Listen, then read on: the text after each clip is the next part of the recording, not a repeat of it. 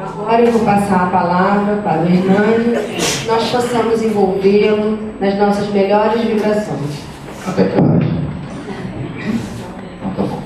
Boa noite, prazer enorme estar aqui novamente com vocês. E hoje nós vamos nos divertir. Não vamos nos divertir. Nós vamos estudar um tema importantíssimo e de interesse geral de toda a humanidade. Na realidade, todo mundo sabe o que é um site de busca na internet? A palavra mais buscada no mundo inteiro, em todos os sites de busca, é sexo. Em todos os sites de todos os países do mundo, a palavra mais buscada dentre todas é sexo. Disparado. E hoje nós vamos falar sobre sexo. Sobre sexo e destino. Sexo e Destino é uma obra, ditada por André Luiz, psicografada por Francisco Cândido Xavier. Nós vamos fazer um apanhado sobre isso. É um tema de extrema importância. Em algumas obras de André Luiz, antes de chegar em Sexo e Destino, ele já relatava que mesmo se juntássemos todas as pragas e as pestes e as guerras do mundo, isso em 1940, 1950, se juntássemos todas elas, não daria 1/10 do sofrimento, das mazelas e as dores que o sexo vem causado na história da humanidade. Já imaginaram isso?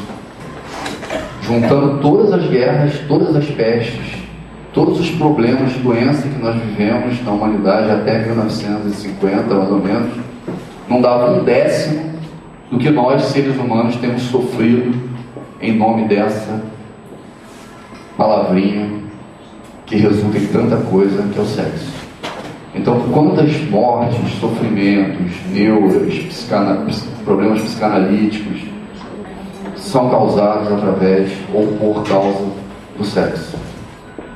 Na história ditada por André Luiz, em várias das obras deles, Ação e Reação, Obreiros da Vida Eterna, Missionários da Luz, todas essas obras que nós contemplávamos, dramas familiares, dramas sociais, sempre tinham um envolvimento sexual em cima dessas ações que resultavam em débitos, em obsessões, em problemas futuros.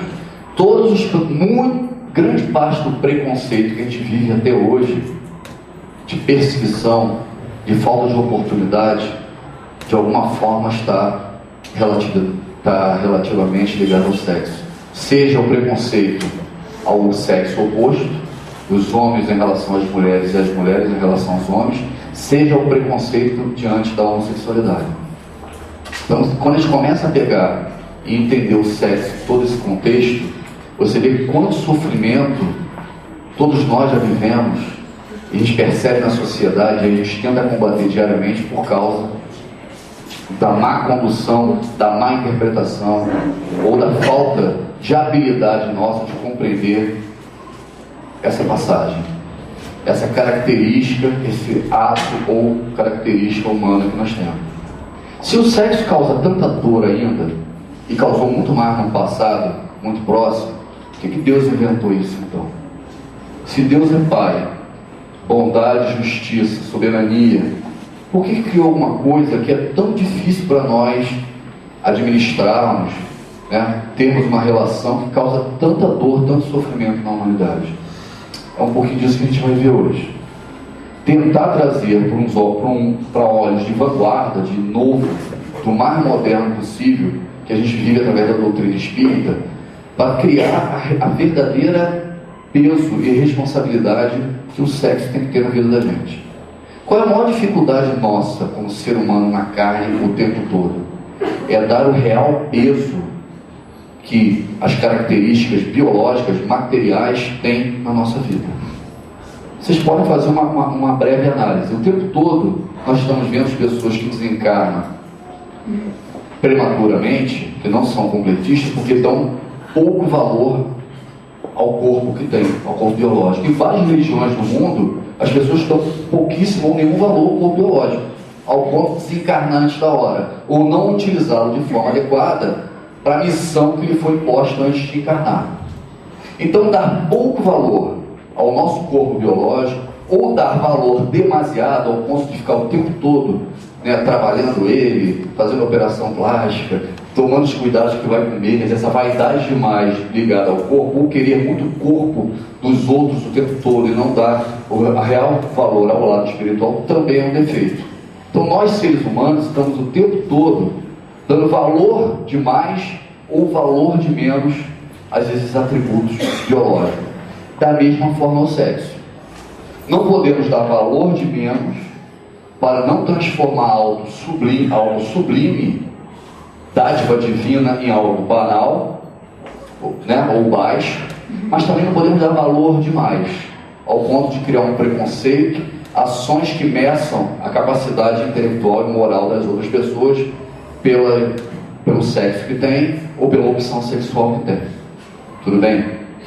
É sobre isso que a gente vai tentar criar aqui uma base de raciocínio para entender o porquê que o sexo existe, porque há essa polaridade masculino e feminino, um pouquinho da homossexualidade, no que a gente pode conversar, porque cada caso é um caso. A gente pode fazer aqui um preâmbulo e tentar compreender isso e entender que a verdade é a seguinte: nós todos nessa sala, isso a gente tem que aprender. É uma das mensagens de Jesus que nós não compreendemos e não conseguimos viver no dia a dia. Mas todos nós nessa sala, encarnados ou desencarnados, que estão assistindo essa palestra, somos espíritos imortais. Essa é a primeira coisa que nós precisamos aprender. E é a primeira mensagem que Jesus trouxe: a imortalidade do espírito. Nós fomos criados à imagem e semelhança de Deus como espíritos imortais. Esses espíritos imortais que somos nós, viemos sendo preparados no reino mineral, ao ponto de ter uma capacidade, pense nos minerais do planeta como uma pilha. A pilha não tem nada de orgânico, não é isso? É mineral puro, com algumas capacidades químicas que geram uma energia, ao ponto de movimentar brinquedos, fazer um rádio, acender uma lâmpada, não é isso? Uma lanterna. Então tem energia. Vocês concordam? Apesar de não ter nada orgânico ali, não tem um anãozinho ali, mas tem a energia inorgânica. Então pensem nos minerais do planeta, nos urânios, nos plutônios e tudo isso que gera energia, como pilhas enormes que estão sendo trabalhadas para que essa concentração de energia um dia tivesse a potência suficiente para gerar uma inteligência orgânica. Qual é a grande diferença dessa inteligência orgânica? Ela consegue multiplicar células. Só que essa multiplicação de células que geram as plantinhas ou os vegetais, ela não é só uma questão do vegetal ou do organismo em si. A principal característica que diferencia essa energia do reino mineral, da pilhazinha em todo o planeta, para o reino vegetal, é que ela interage com o meio. Então a grande diferença dessa energia, esquece as plantas e as cavernas, as pedras em geral. Vamos pensar só na energia. Vamos esquecer por um minuto o que são as plantas e o que são as pedras, as rochas em geral. Vamos pensar na energia que eu estou citando, que vai evoluindo de um estágio para o outro, mineral para o vegetal. No vegetal, essa energia pega sais minerais, água, luz solar para a fotossíntese, e esse conjunto da natureza é que gera a multiplicação das células. Atrai insetos para polarizar outros, já há uma conjunção entre eles para procriação. Então essa energia ganha uma inteligência diferente quando ela sobe do reino mineral para o vegetal, que é o contato com a natureza para a sua sobrevivência. Isso já é uma inteligência que vai gerar no futuro uma capacidade de animar um corpo. Animar é movimentação. Então, quando essa energia consegue migrar do reino vegetal, já tem inteligência suficiente, para o reino animal, além dela interagir com o meio, beber, comer, procriar, ela começa a interagir com outros animais que se movimentam também. Vocês concordam? Então é mais inteligente ainda. É mais uma relação com o meio. Essa primeira relação com o meio dessa energia, que ainda não é um espírito, ela ganha inteligência de acordo com a capacidade biológica existente naquela espécie animal, que vai gerar as características daquela espécie. Os mamíferos, as aves, os répteis não têm características completamente diferentes. E alguns têm inteligência orgânica maior do que o outro. Eu dou sempre o exemplo dos répteis. Os crocodilos, jacaré, têm que ficar no sol de boca aberta para poder ter um autoaquecimento. O mamífero e nós não precisamos disso, vocês concordam? O nosso organismo já consegue fazer, com as quebras de proteínas e energia, o nosso aquecimento sem precisar tomar banho de sol todo dia para se aquecer. O réptil precisa pegar da natureza o aquecimento, e o mamífero, que tem uma inteligência orgânica um pouquinho maior, consegue esse autoaquecimento. Cada espécie animal tem uma inteligência genética diferenciada da espécie anterior, ao ponto de alguns formarem famílias, terem uma relação única com a espécie, se defenderem de forma organizada, criarem conceitos que vão levar ao futuro esses instintos animais ao que nós chamamos de inteligência humana. Por que é importante encarnar num corpo humano, então? Se nós percebemos que a coisa mais importante nessa essência, nessa energia, é interagir com o meio. É porque no corpo humano nós temos as melhores condições dos 5 sentidos de interação com o meio. Interação motora, verbal, raciocínio. Então o espírito, quando encarna no ser humano, ele ganha o carimbo de espírito ou individualidade. Quando que nós ganhamos a nossa carteira de trabalho ou a nossa carteira de identidade encarnando do reino animal para o reino humano? Quando a gente ganha uma impressão digital e uma carteira de trabalho?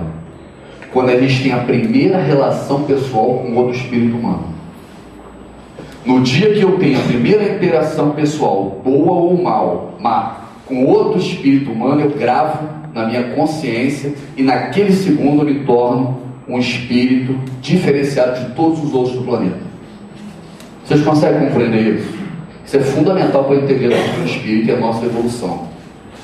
A gente a energia vem sendo trabalhada, mineral, vegetal. No reino animal, com os instintos de sobrevivência, de preservação da espécie, a gente começa a caçar, procriar, o mais forte vence, né?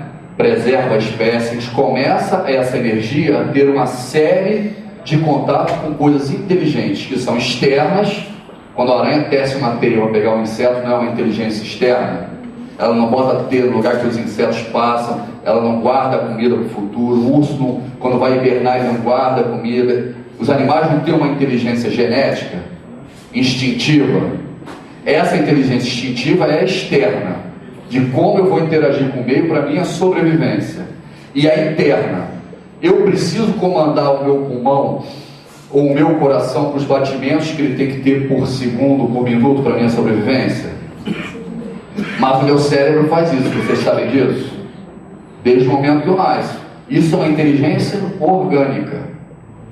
Quando abaixa a temperatura, o meu organismo ele força para que eu me autoaqueça, senão eu desencarno imediatamente por causa do término da temperatura. Quando eu estou num calor muito intenso, fazendo exercício, eu suo para tentar equilibrar o meu corpo.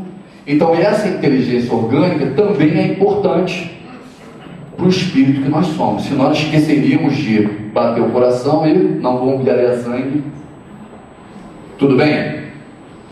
Essa evolução passa por determinados instintos em que um deles é o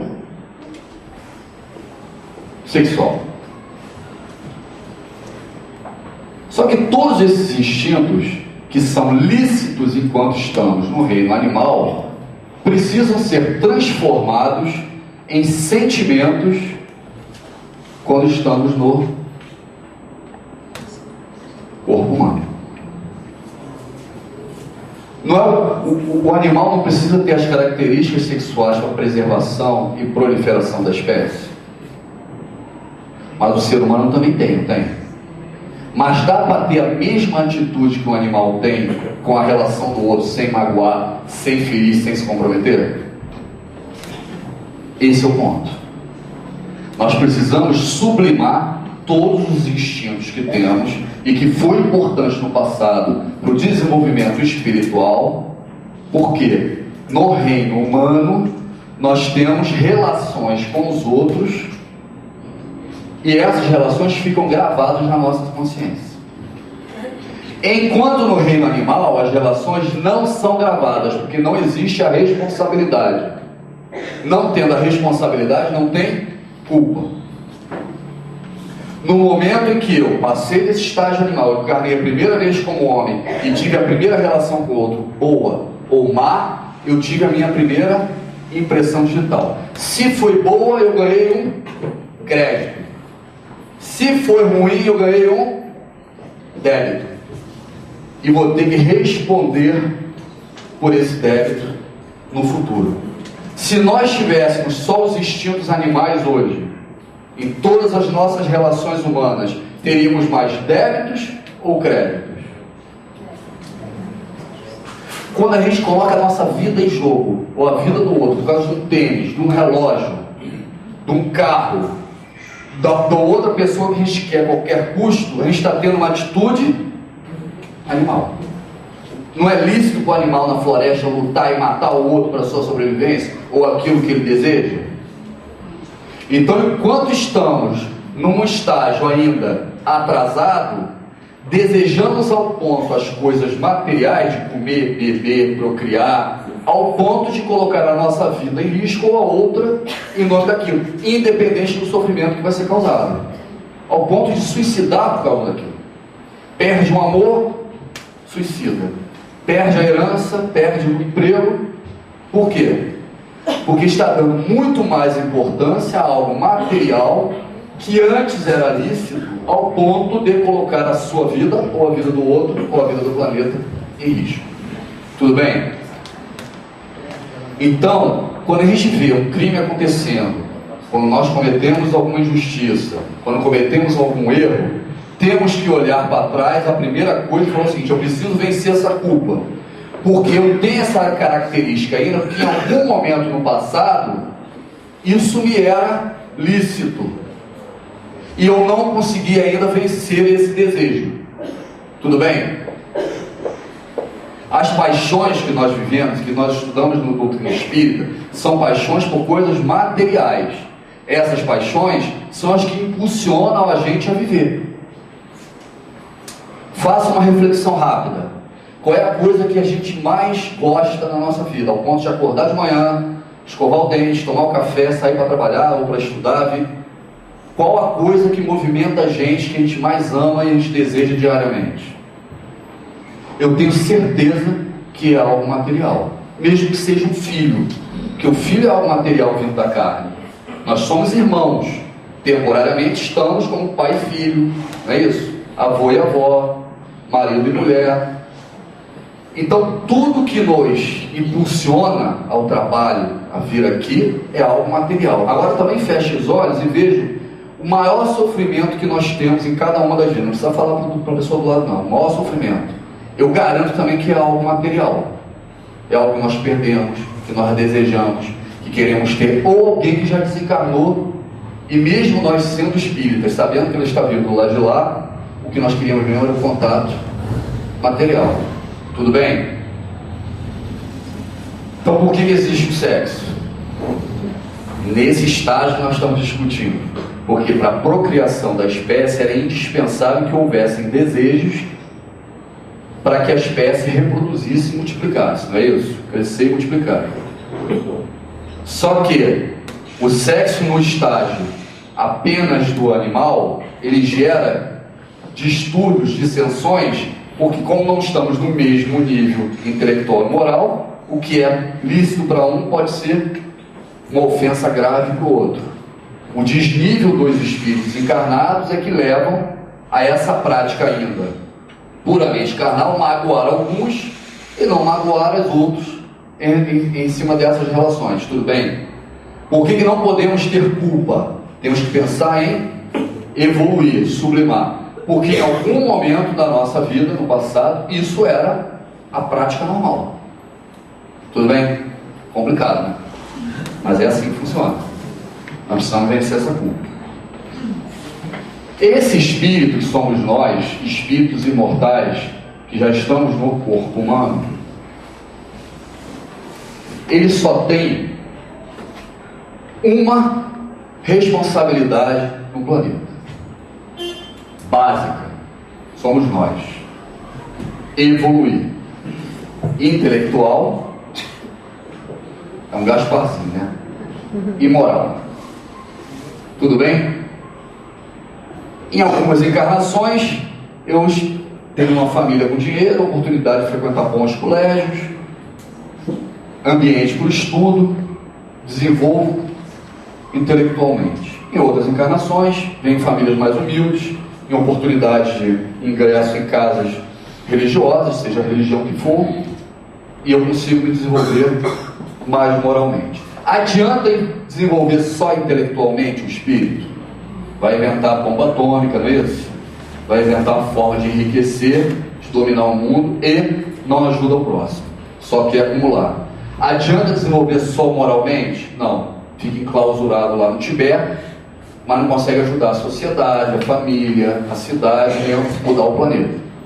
Desenvolver intelectual e moral é indispensável para você crescer e ajudar o resto do planeta a crescer. Qual o espírito que tinha o melhor e o maior equilíbrio moral e intelectual que nós conhecemos, que esteve entre nós no planeta? Jesus Cristo. Tanto ele tinha o apoio e o desenvolvimento moral ao ponto de se ligar direto ao Pai, a Deus, quanto intelectualmente ele conseguia dar as explicações, tomar as atitudes corretas no momento correto, porque ele já havia desenvolvido tudo. Quanto mais esse espírito que desenvolve intelectual e moral, menos importância ele dá às paixões animais que nós tínhamos anteriormente. Por quê? Ele testa que aquele sexo, que aquela coisa material, que aquela paixão, com o tempo não lhe traz a plenitude da felicidade. E ele passa a desinteressar pelas coisas materiais e começa a buscar as espirituais. Esse querer, esse desenvolver, é inerente à inteligência desse princípio inteligente ou espírito. Isso é que nós somos como essência. Todos nós nessa sala, encarnados ou desencarnados, seremos eternamente isso aqui. Princípio inteligente, que é o que eu falei, que é mineral, vegetal, animal e homem. Só que nós, na carne, temos 3 fatores que geram esse princípio inteligente, ou que nós somos ainda. Esse ímã, que é o nosso pensar, o nosso desejar, que eu vou representar aqui na cabeça, mas na realidade no espírito, ele não tem esse órgão cerebral. É toda essa energia que pensa. Mas para a gente compreender melhor, vamos colocar como o órgão também no princípio inteligente a cabeça, onde está o nosso pensamento. O que nós desejamos, o que nós acreditamos que somos, o que acreditamos que vai trazer a felicidade, o que acreditamos que é o planeta. Então esse ímã, que se chama cérebro biológico, mas é o pensamento no princípio inteligente, ele é que deseja coisas, ele é que acredita nas coisas, ele é que vive para determinadas situações. Nós não estudamos que no reino animal o início da inteligência era obter coisas materiais para a sobrevivência? Nós acordamos de manhã pensando em ganhar dinheiro, em comer, beber, se vestir, se proteger, e são coisas que nós desejamos material no dia a dia, independente do que seja, pode ser um filho, um marido, mas são coisas materiais, eu quero tocar, eu quero pegar. É nisso que eu penso o tempo todo, na maior parte do dia. Concorda? Então esse pensamento atrai as moléculas que compõem esses itens que eu desejo e que eu penso desde o momento que eu acordo ao momento que eu vou dormir. Essas moléculas estão soltas no planeta Terra. São as moléculas da tabela periódica dos materiais, dos elementos. Então essas moléculas estão sendo atraídas por tudo que eu desejo. Quanto mais eu desejo uma coisa ao ponto de sofrer por ela e não tirá-la da cabeça, mais moléculas que compõem aquilo que eu desejo eu atraio para formar um corpo psicossomático. Por que é psicossomático? Porque é formado pela minha psique, por aquilo que eu desejo, por aquilo que eu penso, e é somático porque ele é quase material. Nós espíritas chamamos de perispírito. Tudo bem? Esse perispírito é como uma casca de cebola. Quanto mais nós evoluímos intelectual e moralmente, mais a casca vai saindo. E mais o interior da cebola você vai vendo. Consegue compreender isso? É igualzinho ao nosso perispírito. Quanto mais evoluímos moral e intelectualmente, mais as moléculas já não têm tanta importância, vão saindo, e mais a minha luz, como uma casca de cebola, sai para o meio. Tudo bem? Esse perispírito é o que nós temos que trabalhar para reduzir a sua densidade, as suas moléculas. Para fazer isso, nós temos algumas formas. Uma é vir na casa espírita. O que acontece quando eu venho na casa espírita? A gente faz o preparo do ambiente, bota a música no ar, começa a abaixar o pensamento de cada um de nós, encarnado e desencarnado, nos problemas que nós temos diário, que são problemas materiais. Começo a esquecer meu problema financeiro, aquele amor não correspondido, o carro do ano que eu não tenho. Vai esquecendo, a gente vai falando, vai hipnotizando. O que acontece com a potência do meu pensamento nesse momento na sala? O que era 100, por exemplo, de pensamento atraindo molécula, agora já está em 50, chega a 20. Porque eu esqueci esses problemas. Estou falando de caridade, de amor, de prece, de Deus, de coisas não materiais. Quando diminui a potência desse pensamento, já está no final da palestra, a gente vem e recebe o passe. O que o passe faz? Tira essas moléculas que estão mais fáceis de serem retiradas. E como eu diminui a potência do ímã, já botaram o ímã na geladeira? Quando você ganha um ouvir, é difícil de tirar do lugar, não é? Mas com o tempo você bate a porta da geladeira e ele está tão gasto que ele escorrega sozinho e cai no chão, vai. É assim as moléculas que nós espíritas chamamos de miasmas. Ao fim da palestra, elas estão igual o ímã da geladeira gasto. Quando você bate, ela já está caindo pelo chão. O que é mais fácil tirar? Ela já gasta igual o ímã da geladeira, ou ela durinha quando você entra na casa, que eu estou com ódio, eu quero pegar, eu quero tudo? Hein? Ela gasta.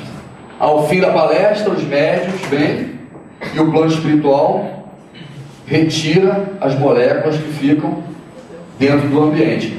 Quando nós tiramos essas moléculas, o que acontece com o nosso corpo espiritual? O que é mais fácil dirigir? Um trem carregado de minério ou um trem vaziozinho, levezinho? Ou um carro carregado, um caminhão, ou um caminhão levezinho para fazer uma curva, fazer. O leve é mais fácil, não é mais fácil? Então, quanto mais moléculas eu tenho, porque eu estou aqui impregnado das novelas, porque a novela é pós-graduação do obsessor, né? Cada vez que eu começo a me preparar na malhação, não vale a pena ver de novo, nos bonitões, nas bonitonas, nas coisas maravilhosas que eu desejo o tempo todo, está carregadíssimo esse trem.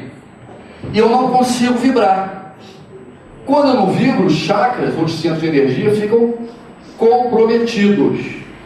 E eu fico sonolento. O que eu falo quando eu venho na casa espírita, para quem não é espírita? Eu saio leve.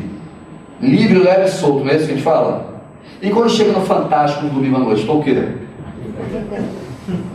Porque eu estou cheio de molécula. Desde as religiões antigas, afrodescendentes, o que nós fazíamos quando íamos carregados nos centros de Umbanda e Candomblé? Alguém sabe? Banho de descarrego. O que era o banho de descarrego? E toma o tamborzinho, e aí você começa a esquecer, né? Do problema, da crise, toma, vai, toma um banho de sal grosso, de ervas e tira. Não é parecido? Mas qual era a fundamental diferença do que a gente tenta fazer na casa espírita?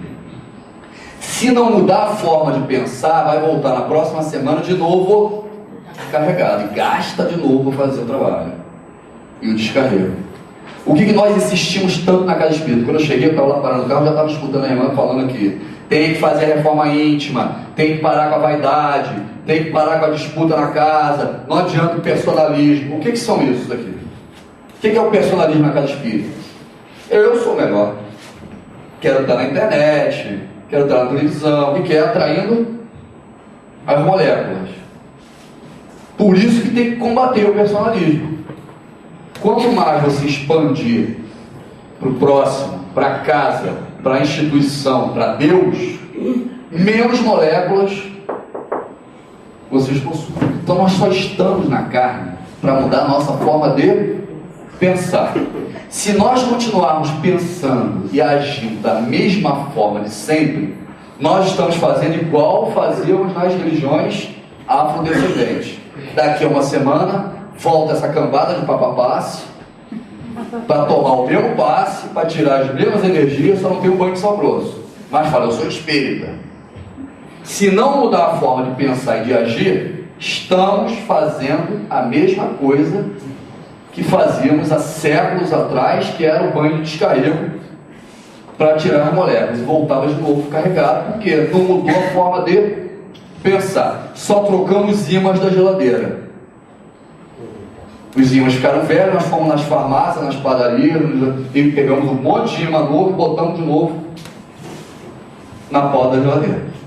Qual era a única diferença de Jesus? Eu tenho tranquilidade de falar isso para qualquer um de nós, ou qualquer espírito, por mais trevoso que seja: a forma que ele pensava. Jesus não tinha molécula nenhuma ao redor dele. Como ele não tinha molécula nenhuma, tanto que ele dizia: o mundo me aborrece, o que ele falava quando nós não conseguíamos seguir o que ele dizia? Lembra que ele dizia? Vós sois deuses, tem um poder ilimitado, mas vocês não sabem.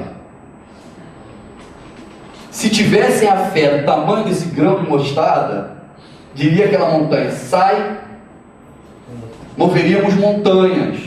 Por quê? Sem essas moléculas, a energia que emana de cada um de nós é muito grande.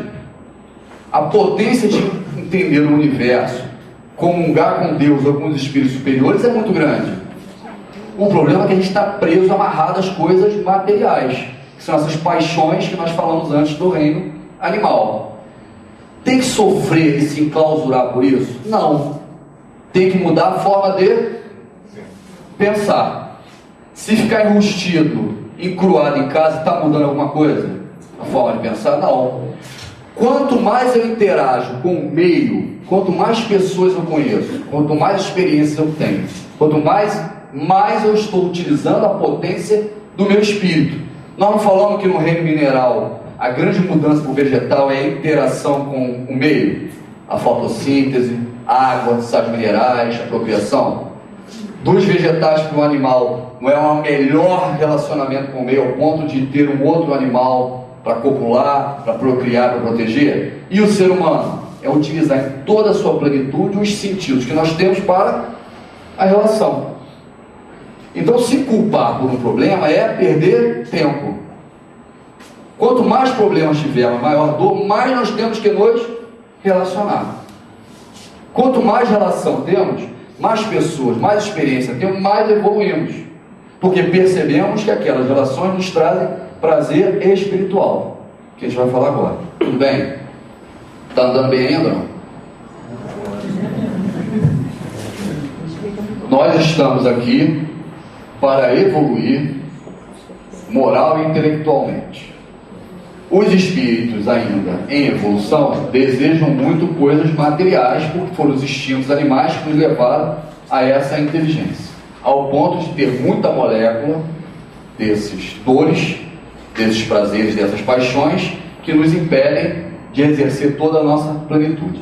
Quando essas moléculas ganham uma dimensão acima do normal, elas marcam de forma muito grave esse perispírito. Por exemplo, numa encarnação passada, agora vamos tentar entender isso, para entender como é que o sexo entra. Princípio inteligente, perispírito e o corpo biológico. Esse corpo biológico é o momento de fecundação lá, ó. Mamãe e papai, óvulo e espermatozoide, que gera, através desse princípio inteligente e o perispírito, as moléculas, as células que compõem o nosso corpo biológico. Tudo bem? Quando encarnamos, começamos a utilizar esse repositório, que é o cérebro, desde o momento do primeiro contato lá no ventre da mamãe, até o momento em que vivemos hoje. Eu, no caso, 44 anos. Então, todas as experiências que eu tive, desde o ventre da minha mãe até os 44 anos, teoricamente, estão gravadas no meu cérebro. Nós lembramos o que comemos em casa na última quarta-feira? Alguns lembram, outros não. Mas no último Dia das Mães e no último Natal, por que foi tão mais distante o Natal, o Dia das Mães, e eu lembro, e na última quarta-feira, que foi tão pertinho aqui no meu cérebro, eu não lembro? Alguém sabe dizer por quê?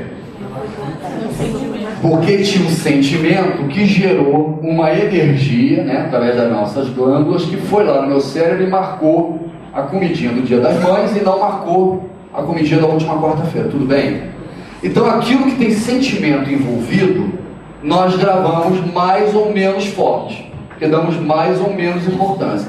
O que não tem, nós ou gravamos tão de leve que não conseguimos buscar, ou não gravamos. Tudo bem? Quando a matéria nos interessa, nós gravamos forte. Quando a matéria não nos interessa, é difícil, tem que decorar, tem que martelar muito para gravar. Está claro para todo mundo isso? Todo mundo é assim? O que nós gravamos então no cérebro? As coisas muito boas ou muito ruins? Sempre é assim. Então, aquilo que eu recebo de muito bom, que eu tive um prazer enorme, que me deu uma diferença espiritual, eu gravei. Mas aquele crime que eu cometi, aquilo que eu roubei que não era meu, aquele mal que eu provoquei, também gravei. Tudo bem? Isso numa existência. Aí eu estou lá, ó, coisas boas e ruins, que me geraram sentimentos fortes. Agora imagina em muitas existências. Por quê? Quem já leu algum relato de experiência quase morte? Que a pessoa que está no coma ou num acidente, e aí perde o batimento, fica por alguns segundos, um minuto desencarnado, e dá um choque e tal, a pessoa volta. Qual o relato que 100% dessas pessoas que trazem a consciência trazem no momento do desencarne? Que repassa a vida toda em segundos. Só que não é a vida toda. São só os momentos que estão gravados no meu cérebro atual, que são momentos de extremo amor ou de extrema dor. Só os momentos importantes que estão no meu cérebro é que são arrastados para compor a minha inteligência total, que são de várias encarnações. Então encarnamos em Roma, na Grécia, em São Gonçalo, na sua lugar, na Índia, em Jacarepaguá, sempre levando o que é muito bom e o que é muito ruim. Com tudo que a gente começou a estudar hoje, as primeiras encarnações lá na Grécia, no Egito, eram mais boas ou ruins? Porque estavam presos aos instintos animais. Então, as mais novas, teoricamente, são melhores, com mais coisas positivas. Aí o que Jesus dizia? O escândalo, o mal, é inevitável ainda, mas ai de quem cometer o escândalo. Aí perguntaram para ele, então o que a gente faz? Mas o amor cobre uma multidão de pecados. Por quê? Todo o bem que a gente faz nos dá uma sensação, um prazer, uma diferença que nos completa a prateleira do cérebro com coisas boas e não levamos as coisas ou não praticamos as coisas ruins. É como se fosse uma prateleira do supermercado. Só tem produto bom, não tem espaço para o produto ruim ou com a validade vencida. Tudo bem? Tudo bem. Então tem que fazer o bem, senão a prateleira fica vazia e o mal se instala. Cabeça vazia, né? Oficina do diabo, né? Tudo bem? A gente grava só as coisas de importância. São energias biológicas das glândulas que gravam magneticamente, energeticamente no cérebro. Essas lembranças é que seguem para o nosso corpo perispiritual. Então agora vamos fazer um exercício que ainda tem tempo. Eu fui em uma encarnação passada e provoquei uma dor muito forte em alguém. Uma perseguição sexual, um estupro, ou uma morte com uma lança, com algo material. Provoquei em alguém. Existe uma lei, que a gente está falando tudo de energia, só isso aqui que tem células biológicas. Existe uma das leis de Deus, que nós espíritas usamos muito ainda, que essa lei diz que toda força, existe uma outra força de igual intensidade e valor, só que no sentido contrário. Energia. Então, com toda força que eu bato na mesa ou no outro, eu recebo uma outra força de igual intensidade e valor, só que no sentido contrário. Isso é no universo. Então, por que quando eu bato com um ovo na mesa, ou quando eu sofro um acidente de carro, ou quando dou um soco em alguém, eu firo o outro, eu quebro o ovo, eu me arrebento no chão, e se a força é a mesma, eu não arrebento o chão, a mesa, ou a minha mão quando eu bato em alguém, ou quando eu dou um tiro em alguém. Se a força é a mesma, por que que eu provoco a dor, o ferimento, a opressão, e eu não recebo da mesma forma aquele ferimento naquele momento? Porque apesar da força ser a mesma, a massa do ovo, do chão, da minha cabeça ou da mão batendo na outra pessoa é diferente. Então quando eu dou um tiro em alguém, que eu tenho chumbo, eu tenho aço, eu tenho a pólvora a meu favor, eu recebo a mesma energia de volta. Só que naquele minuto, naquela circunstância, eu tenho a meu favor o ferro, a pólvora e o aço, que o outro não tem para ferir o meu corpo. Tudo bem? Onde isso fica gravado? Na dor que eu provoquei, no menos enorme aqui, ó, na vida que eu tirei, não é isso? Quando eu levo esse naquele momento desencarna, tudo bem ou mal que eu fiz, que eu levo isso para a minha inteligência espiritual, o que eu trago junto com ela? Aquela força, e essas moléculas marcam o meu perispírito. Então o tiro que eu dei no peito do outro, a traição que eu cometi, aquilo que eu tomei e que eu lembro no momento de desencarne, eu atraio aquelas moléculas com a mesma força, com a mesma dor. Essa é a lei do karma, que os orientais trabalham perfeitamente até hoje. Está na culpa, a lembrança daquilo que eu cometi. Então quando eu vou desencarnar, eu lembro e atrai as moléculas. O coração que eu parei, a ferida que eu causei, está marcada no meu perispírito. Quando a marca é muito pesada, é muito consistente, eu não consigo esquecê-la, perdoá-la, ela chega ao ponto de afetar o meu corpo biológico. Reencarnação de Sigismundo.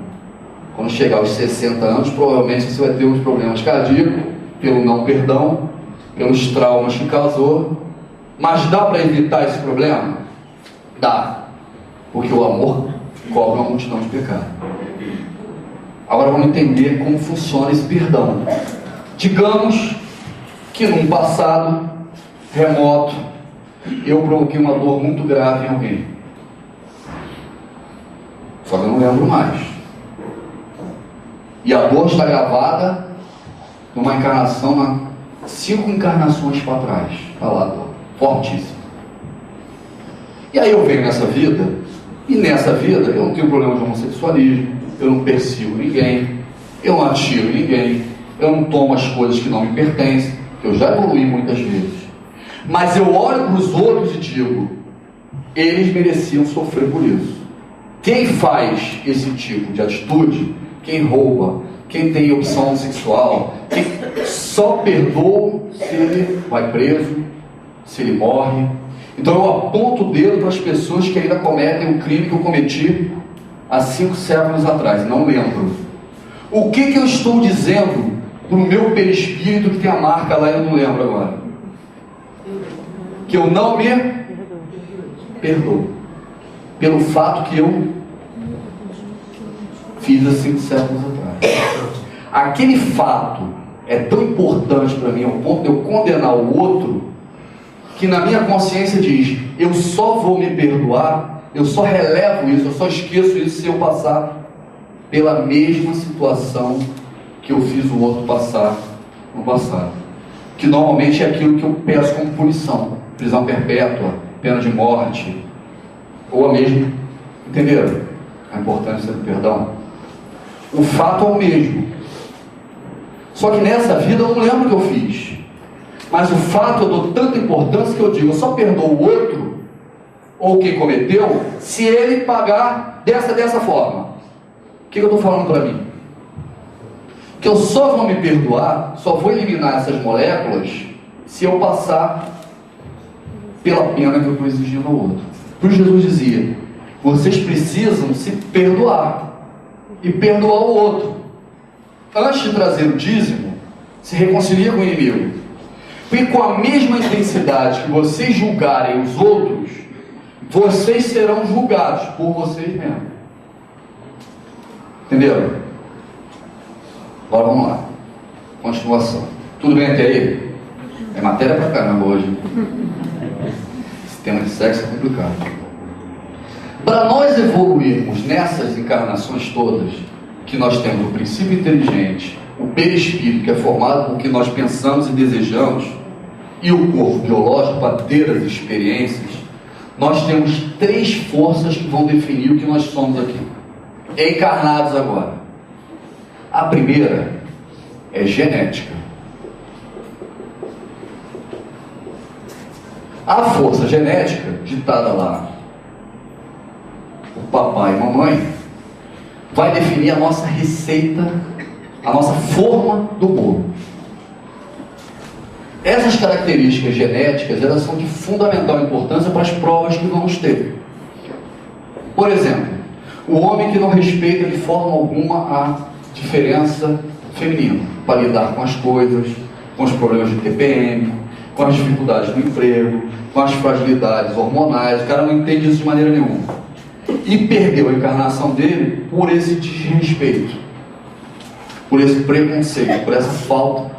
Provavelmente, para ele evoluir, ele tenha que voltar num corpo biológico feminino para provar na carne aquelas dificuldades ou aquelas bênçãos de ter um filho, etc. Vocês concordam com isso, que é razoável?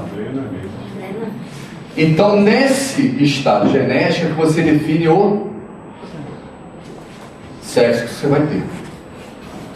Na junção espermatozoide e óvulo, define-se através do espermatozoide o sexo que você vai ter, e muitas provas virão para o seu desenvolvimento de acordo com essa escolha. O que mais você escolhe aqui? Cor da pele, não é isso? Teu biotipo em geral, se é gordo ou magro, isso como forma de bolo. Isso é uma das forças, são 3, tá? Então, tudo que nós temos como forma, estatura, cor do cabelo, cor dos olhos, cor da pele, o sexo, foi definido no momento da concepção óvulo espermatozoide, papai e mamãe. Qual a vantagem dessa força?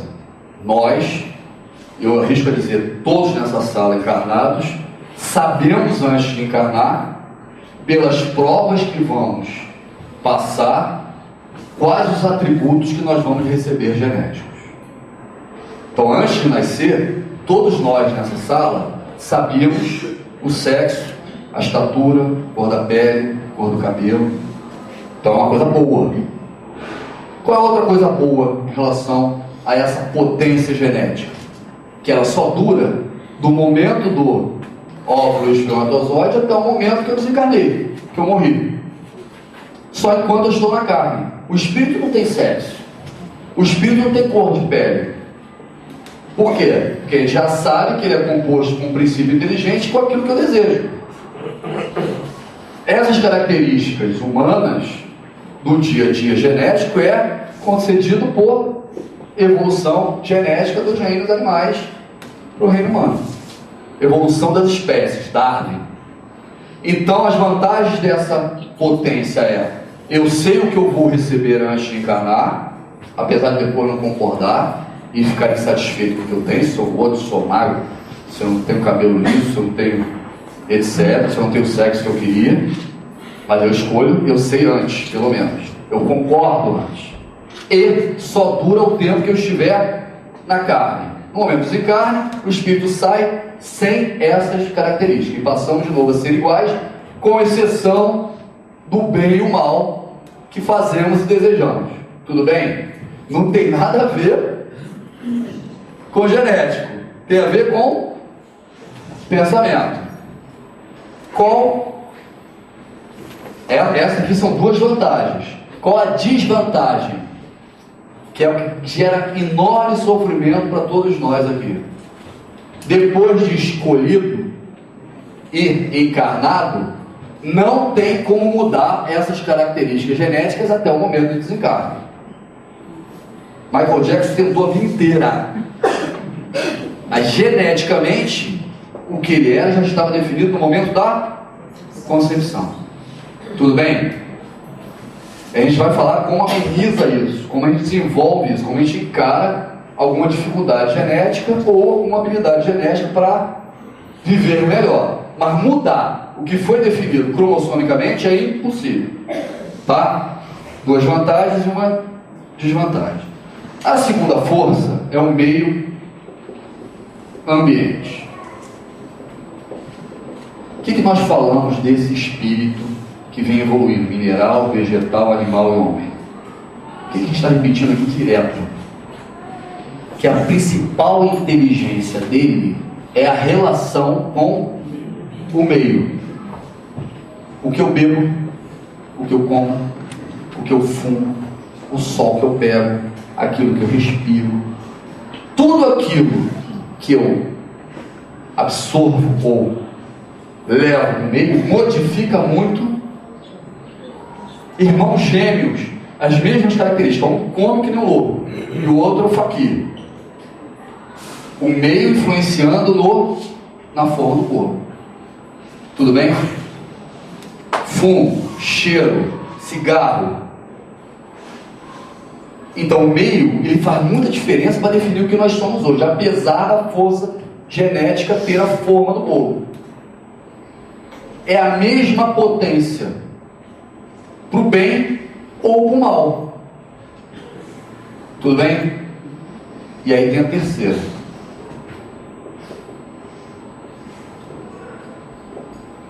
Todas as marcas, desejos, paixões que eu trago das vidas passadas. As três forças definem o que nós somos no nosso dia a dia. Eu conheço pessoas que fumam até os 90 anos de idade e nunca tiveram um efizema pulmonar ou um câncer.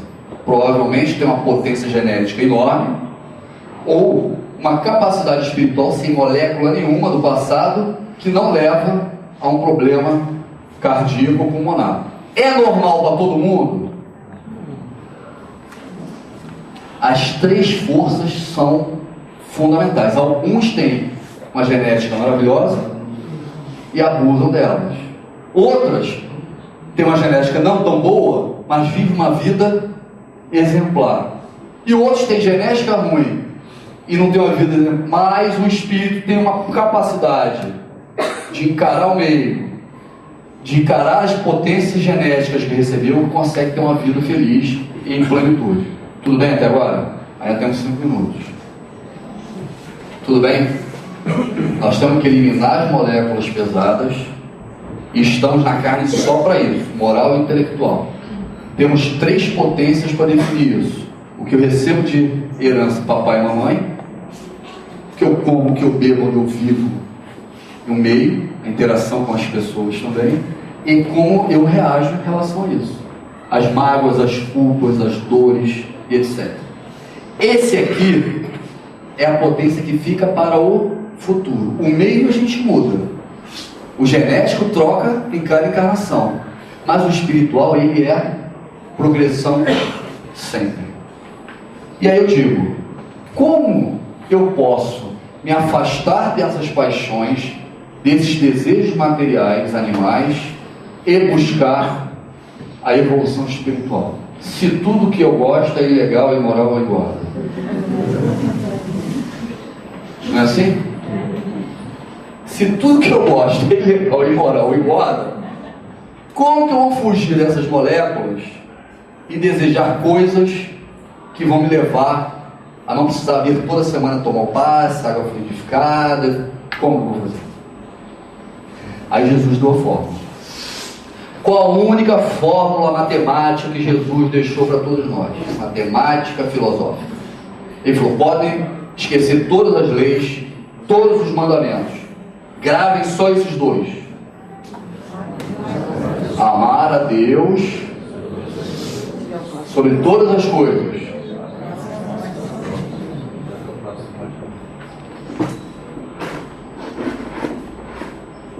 Quais são as únicas 3 coisas que nós podemos relacionar, desejar, conviver e que conhecemos e que não são materiais? Só existem 3 coisas na nossa vida que nós podemos amar, desejar, relacionar, que não são materiais.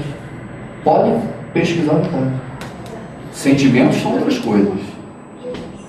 Coisas, entidades, relações. Só existem 3 entidades. Só existem 3. Deus, todos nós e você. Eu, como espírito, princípio inteligente, moral, intelectualmente, senso biológico, sou algo espiritual. Cada um de vocês também. Então, cada vez que eu me relaciono com um de vocês, sem desejar uma troca material, só pelo seu bem-estar, pela sua evolução, pela sua felicidade, eu estou me relacionando com algo que eu não vou receber nenhuma molécula daquelas pesadas para compor o meu espírito. Cada vez que eu amo a Deus, que eu reconheço a paternidade, que eu faço uma prece, eu não estou esperando receber nada dele como entidade para aquelas moléculas que compõem o meu amor diário. Então Jesus falou: só existem 2 leis: amar a Deus sobre todas as coisas, que é imaterial, e ao próximo como a você mesmo. Aí perguntaram para ele: quem é o próximo? Alguém já foi um médico aqui? O que a atendente fala? O próximo. O próximo é o próximo. Não é assim? No hospital público então não tem nem nome. Próximo. E como era a fórmula que ele suscitou a todos nós? Fórmula matemática, ó, igual. Só uma balança. Tem que ser igual. Então o amor que eu tenho por mim, que é muito, hein? Até é difícil ter pelos outros. Se você gosta de você, acha que você tem as coisas, você estuda mais, você trabalha mais, você merece mais, mas não dá ao próximo, não tem o mesmo amor, as pessoas não merecem tanto quanto você, você começa a acumular riqueza, talento, coisas materiais, e essa balança cai para esse lado. Está atendendo a equação de Jesus? Na primeira dor, o que você fala para Deus? Porque eu, tanto bandido aí preguiçoso, eu vou sofrer isso, cara? Não é assim que a gente fala? Eu vou sofrer tudo de bom.com.br e os outros aí na praia preguiçosos, não sei o que há. Cai pro outro lado, ó. Aí vem a depressão, vem a melancolia, não é isso? Atendeu a equação? E o contrário? Só penso no meu filho, na minha família, na casa espírita, no neto. Ah, já estou velho, já dei o que tinha que dar. Na casa espírita tem muito isso. Não vou mais a médico, não estudo, não trabalho. A balança cai pro outro lado. Não tem auto-amor, autoestima. Gasta dinheiro com remédio, gasta dinheiro com psicólogo, gasta dinheiro com livro de autoajuda. Lá em Ribeira tem milionário. Por quê? Não gosta de si, só pensa no outro. Não atende também a equação de Jesus. Aí ele falou, já ensinei a eles como equilibra. Só que eles não conseguem, porque estão evoluindo ainda. Aí ele falou assim, vou mandar um cara chamado Paulo de Tarso, que vai dar outra dica fundamental, e mais ainda se for espírita. Qual é o lema do espiritismo? Fora não há. Agora vamos entender por quê. Eu tenho algo, eu gosto de mim, eu investi em mim, eu adquiri e doei. Doei, tive um prazer enorme, porque muitas moléculas daquelas já não estão mais comigo, já tomo menos espaço, já estou dentro da caridade e as coisas funcionam melhor. Só que o que eu tinha para dar, acabou. A casa cresceu, a família cresceu, os netos agora são uma legião de crianças do orfanato, do asilo, precisam do trabalho, e eu pego e reinvisto em mim. Volto a estudar, procuro uma receita nova, vou buscar mais recursos, vou arrumar mais horas para o trabalho e volto a investir. Joga fora os remédios tarja preta, joga os livros de autoajuda que não tem mais tempo. Então você percebe que você é capaz, você pode fazer, que aquilo te dá tanto prazer quanto o desejo do carro do ano, do herói da televisão, do galã da novela. E aí você volta e reinveste. A caridade é o amor em movimento, é o equilíbrio dinâmico da balança. Porque se parar, ou ela cai para um lado ou cai para o outro, e vai sofrer da mesma maneira. Só a caridade te movimenta a doar, a ter o prazer, a ver o benefício do outro crescendo, e você fala, eu preciso mais. Meus filhos agora mudaram de série, meus netos precisam de mais, eu preciso ter e reinvisto em mim. Caridade é o amor em movimento, é o equilíbrio da fórmula, única forma que existe de amar ao próximo como a você mesmo, para um dia perceber a presença e amar a Deus sobre todas as coisas. São as únicas 3 coisas não materiais que podemos e devemos nos apaixonar para evitar os papapás e os banhos de descarrego semanais que temos que tomar ainda. Tudo bem? Já passou 5 minutos, obrigado.